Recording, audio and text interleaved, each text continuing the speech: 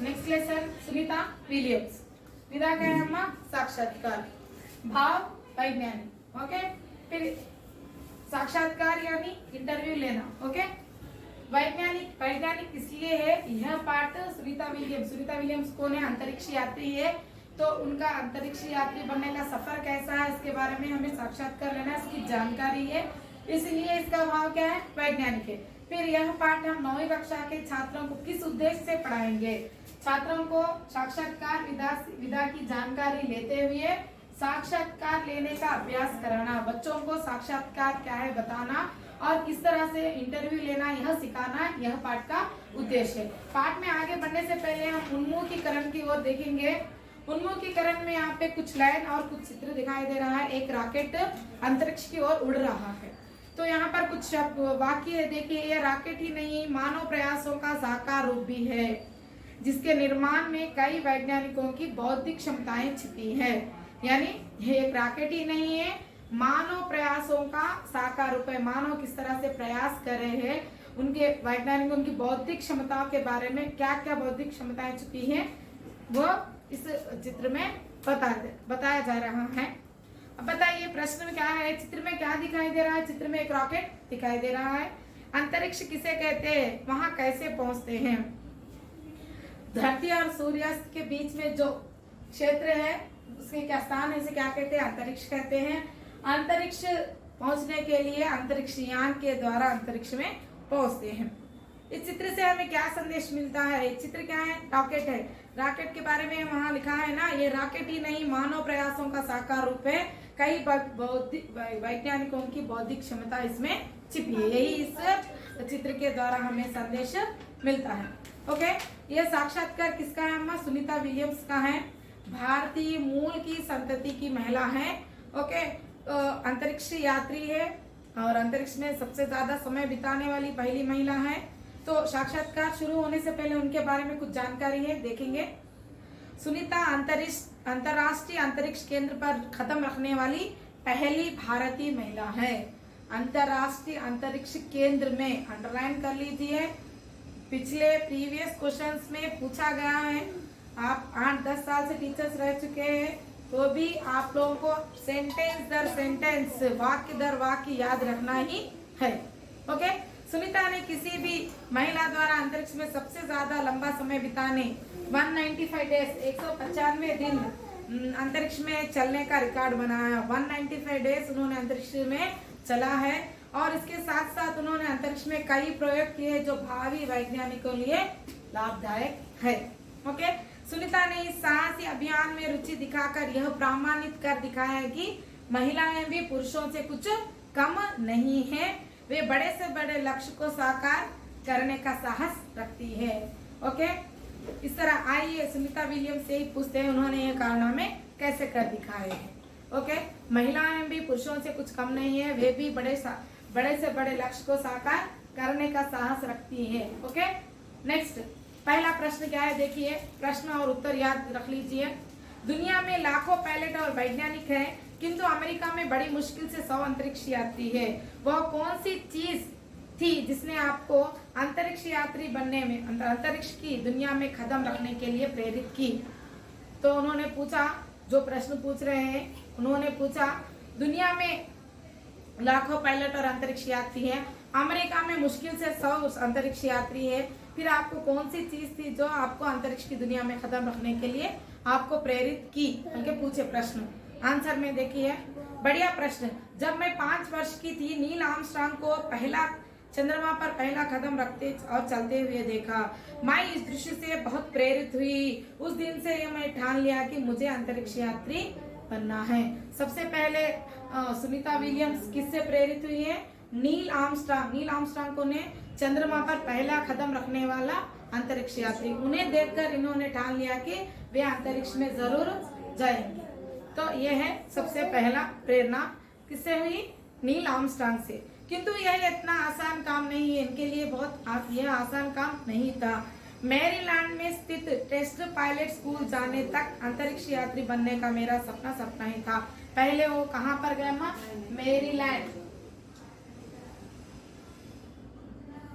Maryland में test school को गए पहले, जब तक भी उनका सपना सपना ही था। उसके बाद सबसे पहले वे जहाज और हेलीकॉप्टर के पायलट बनी। सबसे पहले किसकी बनी? जहाज और हेलीकॉप्टर की पायलट बनी। अपना पेशा आरंभ किया। इस दौरान उनके कौन किससे मिले? जॉनसन अंतरिक्ष केंद्र। कहाँ पर गई है? जॉनसन अंतरिक्ष केंद्र में गई और वहां पर उन्होंने जॉन यंग ने किसने? जॉनसन अंतरिक्ष यात्रा में जॉन यंग से उनकी मुलाकात हुई। जॉनसन अंतरिक्ष केंद्र वहां पर गई। वहां पर उनकी मुलाकात जॉन यंग से हुई। उन्होंने हेलीकॉप्टर और अंतरिक्ष यात्री में तुलना किया है, कंपैरिजन किया है। यह तुलना काफी प्रेरणादायक थी। मैंने शोध कर यह पता लगाया कि अंतरिक्ष यात्री बनने के लिए क्या करना चाहिए। मैंने इस क्षेत्र में शिक्षा प्राप्त की और अंतरिक्ष की उड़ान के लिए बुलावा भी मिला। सुनीता विलियम अंतरिक्ष की उड़ान के लिए कहां पर शिक्षा प्राप्त की? बोलो। जॉनसन अंतरिक्ष केंद्र। उन्हें हेलीकॉप्टर और अंतरिक्ष यात्री बनने के लिए तुलना किसने किया है? जॉन यंग ने किया है। ओके, वहां से उन्होंने पहली उड़ान का बुलावा मिला। मैं अपने आप को सौभाग्यशाली मानती हूँ कि मुझे सुनहरा अवसर मिला। जॉनसन अंतरिक्ष यात्री क्षेत्र से उन्हें पहली उड़ान भरने का मौका मिला है। वो अपने आप को सौभाग्यशाली मानती है। समझ गए ना? पहला क्या है? नील आर्मस्ट्रांग से प्रेरित हुई। दूसरा क्या है? इतना आसान नहीं था। वे मैरीलैंड में टेस्ट स्कूल गए, सब सपना ही था। सबसे पहले जहाज और हेलीकॉप्टर चलाए। उसके बाद जॉनसन अंतरिक्ष केंद्र को गए। वहां पर जॉन यंग से मुलाकात हुई। जॉन यंग ने उन्हें हेलीकॉप्टर और अंतरिक्ष यात्री में तुलना किया है और वहां से भी उन्हें पहले उड़ान भरा है और जब वहां ही उन्होंने शिक्षा प्राप्त की है। इस तरह से उनका पहला सफर शुरू हुआ है। ओके, दूसरा प्रश्न। आज आप एक सफल अंतरिक्ष यात्री हैं। जब आप अपने आप को देखती है तो आपके जीवन में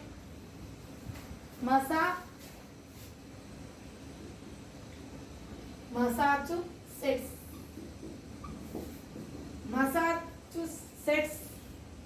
शहर का क्या महत्व है? यहाँ के लोगों ने किस तरह आपकी सहायता की? तो आज आप सफल अंतरिक्ष यात्री हैं, तो आपके जीवन में मैसाचुसेट्स के शहर का क्या महत्व है? आपने यहाँ के लोगों की सहायता कैसे मिली बोल के पूछे। उत्तर, हाँ। तो जैसा कि मैंने आपको बताया, मेरा पालन पोषण बॉस्टन के समीप हुआ। कहाँ पर हुआ इनका पालन पोषण? बॉस्टन के समीप हुआ। मैं जहाँ तैरने जाती थी वह प्रांत हार्वर्ड में पड़ता था। तैरने कहाँ जाती थी? हार्वर्ड प्रांत में जाती थी। पालन पोषण कहाँ हुआ? बॉस्टन में हुआ। यह प्रांत कैम्ब्रिज क्षेत्र में है। कौन से क्षेत्र में? यह प्रांत हार्वर्ड कैम्ब्रिज के क्षेत्र में है। इसलिए मैंने अपना बहुत सारा समय यहीं बिताया। मेरे पिता डॉक्टर हैं। वे हार्वर्ड हाई स्कूल तथा बॉस्टन विश्वविद्यालय में पढ़ाते थे। सुनीता विलियम्स के पिता कौन है? अम्मा डॉक्टर है। हार्वर्ड हाई स्कूल तथा बॉस्टन विश्वविद्यालय में वे पढ़ाते थे। यह शिक्षा का गढ़ माना जाता है। शिक्षा का गढ़ क्या है बोलिए? हार्वर्ड और बॉस्टन विश्वविद्यालय। ओके, यहाँ बहुत सारे शिक्षा केंद्र होने के कारण मेरी रुचि असली पहचान मिली। यही कारण है कि जो आज मैं आपके सामने दिखाई दे रही हूँ उसमें यहाँ के लोगों की प्रेरणा शामिल है। तो बोला क्या पूछे क्वेश्चन? मैसाचुसेट्स के लिए क्या महत्व है? बोलते उनका पालन पोषण बॉस्टन के समीप हुआ। वे हार्वर्ड में तैरने जाती थी। वो प्रांत कैम्ब्रिज में आता है। उनके पिता एक डॉक्टर हैं। उन पिता और कहाँ पर ये क्या बोलते हार्वर्ड स्कूल तथा बॉस्टन विश्वविद्यालय में पढ़ाते थे। वह शिक्षा का गढ़ माना जाता था प्रांत, इसलिए वहाँ के लोगों की प्रेरणा बहुत मिली, सहायता मिली है उन्हें। आज जो अंतरिक्ष यात्री बने हैं उसमें वहाँ के लोगों की बहुत सारी सहायता थी, क्योंकि उनके पिताजी डॉक्टर है और पढ़ाते भी थे। नेक्स्ट, अपनी पढ़ाई के बारे में बताइए। तीसरा क्वेश्चन क्या है? आपकी पढ़ाई के बारे में बताइए। मैं पढ़ाई में श्रेष्ठ नहीं थी, औसत थी। बहुत पढ़ाई में फर्स्ट नहीं थी, एवरेज थी। औसत यानी एवरेज। स्नातक की पढ़ाई के बाद भाई को नेवी में भर्ती हुए देखा। डिग्री के बाद उनके भाई को नेवी में भर्ती हुए देखा। मुझे भी प्रेरणा मिली। मुझे भी उनसे प्रेरणा मिली। किसे देखकर? भाई को देखकर। मुझे अपने लंबे लंबे बालों से बड़ी चिंता थी। आज भी मेरे बाल ऐसे ही हैं। उनके बाल बहुत लंबे हैं। किनके? सुनीता विलियम्स के। मैं अपने बालों को काट कर नेवी में भर्ती होना नहीं चाहती। नेवी में भर्ती होना बोलते क्या है, बाल काटने पड़ेंगे, इसलिए वो नहीं चाहती थी अपने बाल काटना नेवी में। लेकिन मेरा चयन नेवी में हो गया। मेरी दृष्टि सटीक होने के कारण मुझे पायलट की नौकरी मिली। उनकी दृष्टि बहुत सटीक होने के कारण उन्हें नेवी में कौन सा मिला अम्मा, पायलट की नौकरी। उन्होंने पहले बताया ना अपना पेशा कैसा आरंभ किया, जहाज और हेलीकॉप्टर पायलट बने ना। नेवी में उन्हें कौन सी नौकरी मिली, पायलट की नौकरी मिली। क्यों, उनकी दृष्टि सटीक होने के कारण। ओके, मैं जेट पायलट बनना चाहती थी किंतु मेरी इच्छा पूरी नहीं। जेट पायलट बनना चाहती थी लेकिन उनकी इच्छा पूरी नहीं। मुझे हेलीकॉप्टर पायलट से ही संतोष करना पड़ा। यहाँ पर मैंने बहुत कुछ सीखा, कई बार विफल हुई जिससे मैं निराश नहीं हुई बल्कि मुझे प्रेरणा मिली। उसी दिन मुझे लगा कि हर जीत के पीछे हार की प्रेरणा होती है। तो पढ़ाई के बारे में बोलो तो क्या बोले उन्होंने, उनके भाई डिग्री के बाद कहाँ पर भर्ती हुए, नेवी में भर्ती हुए। लेकिन उनके बाद बाल बहुत लंबी थी, नेवी में नहीं जाना चाहती थी, लेकिन नेवी में इनका भी चयन हो गया और इनकी दृष्टि सटीक होने के नाते इन्हें पायलट की नौकरी मिली। वे जेट पायलट बनना चाहती थी लेकिन उन्हें नहीं दिए, हेलीकॉप्टर पायलट ही बनाए। कई बार विफल हुई फिर भी उन्होंने पीछे नहीं हटी, फिर हार से ही प्रेरणा लेकर वे आगे बढ़ी। इसलिए वे कह रही है कि हर जीत के पीछे हार की प्रेरणा होती है। ये इनकी पढ़ाई के बारे में। नेक्स्ट क्वेश्चन, आप हेलीकॉप्टर पायलट से अंतरिक्ष यात्री कैसे बने, फिर पूछे। फोर्थ क्वेश्चन, जब मुझे किसी कारणवश टेस्ट स्कूल जाना पड़ा तो वहां मेरी मुलाकात जॉन यंग से हुई। मैरीलैंड में स्थित, मैरीलैंड में कहाँ पर गए उन्होंने, टेस्ट स्कूल गए। टेस्ट स्कूल में वहां पर किससे हुई इनकी मुलाकात, जॉन यंग से हुई। उन्होंने ही मुझे प्रेरित किया एक सामान्य हेलीकॉप्टर पायलट से अंतरिक्ष यात्री बनने के सफर में। उनका योगदान हमेशा याद रखने लायक है। सामान्य हेलीकॉप्टर से अंतरिक्ष यात्री किसके प्रेरणा से बनी, सुनीता विलियम्स, जॉन यंग से। ओके, नेक्स्ट क्वेश्चन, अंतरिक्ष यात्री की उड़ान खतरों से भरी है। इतने खतरों में भी आपको उड़ान भरने की प्रेरणा कैसे मिलती है। फिर पूछे, अंतरिक्ष यात्री बनना वो तो खतरों से भरा पड़ा है, फिर आप इन खतरों से जूझने के लिए किससे प्रेरणा लिए बल्कि पूछे। जैसे कि मैंने आपको पहले ही बताया कि अंतरिक्ष यात्री बनना आसान काम नहीं है। स्वाभाविक है कि यह क्षेत्र खतरों से भरा पड़ा है, किंतु जब भी कोई अंतरिक्ष यात्री उड़ान के लिए तैयार होता है तो सारी दुनिया उसकी ओर देखती है। मेरे पिता भारत से हैं, मैं भारत संतति की अंतरिक्ष यात्री हूँ। हर भारतीय अपनी प्रार्थनाओं में मेरी सफलता की कामना कर रहा है।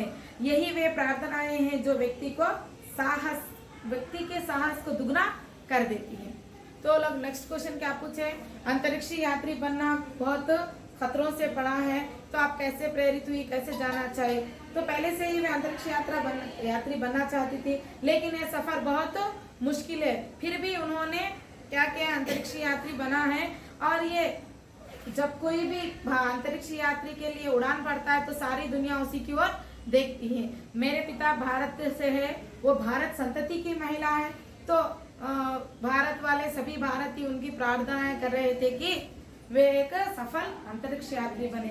ये यही प्रार्थनाएं हैं कि मेरे साहस को और दुगना किया है और मुझे इनसे ही प्रेरणा मिली है कि मैं सक्सेस होकर, सफल होकर वापस आई। ओके, चलो लास्ट प्रश्न क्या है देखेंगे। भारत के भावी नागरिकों के लिए आपका संदेश क्या है। भारत के भावी नागरिकों के लिए आपका संदेश क्या है। भारत प्रतिभावानों का देश है, वो तो है ही है। यहाँ के गांव-गांव में प्रतिभाशाली बच्चे हैं, सिर्फ शहर ही नहीं। कभी भी ये मत घमंड कीजिए कि शहर वाले ही प्रतिभाशाली होते, गलत बात। गांव का हर बच्चा, आजकल के नवे डेज में हर बच्चा प्रतिभाशाली है गांव का। यहाँ की लड़कियां भी विशेष प्रतिभा रखती हैं। सब सुशिक्षित होकर आगे बढ़े और देश का नाम ऊंचा रखें। भावी नागरिकों के लिए उनका संदेश क्या है कि भारत प्रतिभावानों का देश है, गांव का हर बच्चा प्रतिभावान है, तो लड़कियां भी अच्छे से पढ़े और अपने क्या है, सुशिक्षित होकर आगे बढ़े और अपने देश का नाम ऊंचा करें। ओके, ये था सुनीता विलियम्स का लेसन और आपको प्रश्न और उत्तर याद रखना है। इसमें से कई बार प्रश्न पूछे गए हैं। आप हर एक प्रश्न को, हर एक वाक्य की ओर ध्यान दीजिए। ओके, यहाँ पर देखिए एक अनुच्छेद दिया गया है। इस अनुच्छेद पढ़िए, अनुच्छेद से संबंधित 3 प्रश्न बनाइए। यहाँ पर लेसन से रिलेटेड जो भी है आप लोग पढ़ेंगे, आप लोग उत्तर लिखेंगे। लेकिन यहाँ पर एक अनुच्छेद दिया गया है, उस अनुच्छेद को हम पढ़ेंगे।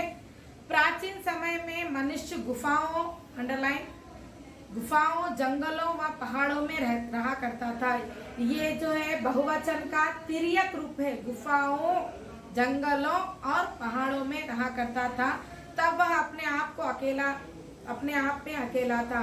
धीरे धीरे आभास हुआ कि समुदाय या समाज में रहने वाला सुखी जीवन व्यतीत करता है।